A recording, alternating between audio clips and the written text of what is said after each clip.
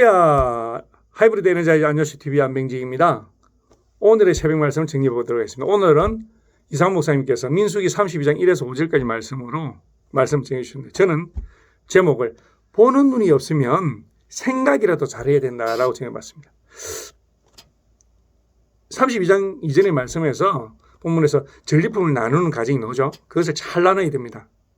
그렇게 나눔 안에서 또 합력하여 선을 이룸을 필요로 하십니다. 근데 본문을 보면 르벤 자손과 갓 자손이 아셀 땅과 길라 땅을 보고 합력하여 선을 이루어야 되는데 보니까 목축을 하기 좋거든요. 저 눈을 보니까. 그래서 그럽니다. 우리는 요단강을 건너 가나안을 가지 않겠습니다.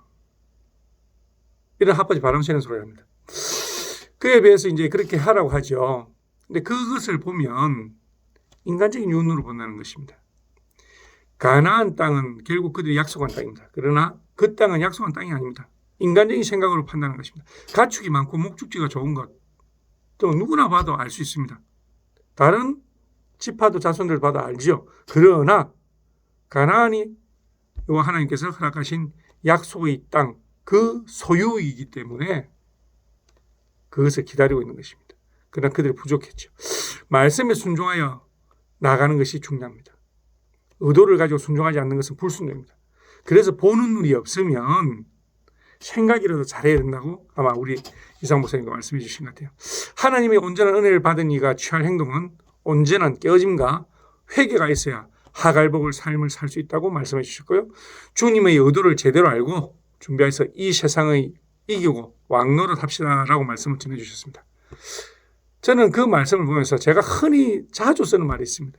바로 룩과 씨입니다. 룩은 어떠한 의도를 갖고 보는 것이고 씨는 그냥 보이는 것입니다. 예를 들어서 어제 제 부스에 아이카의 이 대표께서 오셨는데요. 1m 70에 정말 미스 코리아를 능가하는 미모를 가졌습니다. 저 놀랐습니다. 그건 그냥 보이는 것입니다. 룩이 아니고 씨, 그냥 보이는 겁니다. 그런데 대화를 나누다 보니까 내년 또 목사 안수를 받으시는 큰 뜻을 가슴에 품고 있는 주님의 일꾼이더라고요. 그래서 다시 봤습니다. 그는 바로 룩입니다. 의도가 있어서 봤습니다. 아, 정말 믿음을 가진 신실한 자녀구나 라는 그 생각과 의도. 아, 주님이 왜 이 대표가 내 부스까지 이렇게 왔을까? 23개 업체가 하는데 그 부스들마다 이 대표가 가지는 않거든요. 왜 왔을까? 아침에 왜 내가 이 대표의 남동생과 만나서 그런 대화를 하게 했을까? 그는 주님의 의도가 있습니다. 주님의 의도와 주님의 부르심이 있는 것이 반드시 주님의 도우심이 있다는 것을 압니다.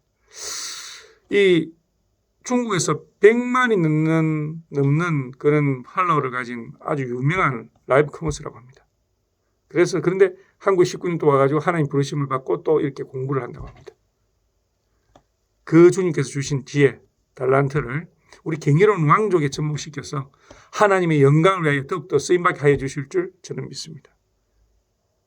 그러나 저는 제 의도는 없습니다. 의도 같지 않습니다.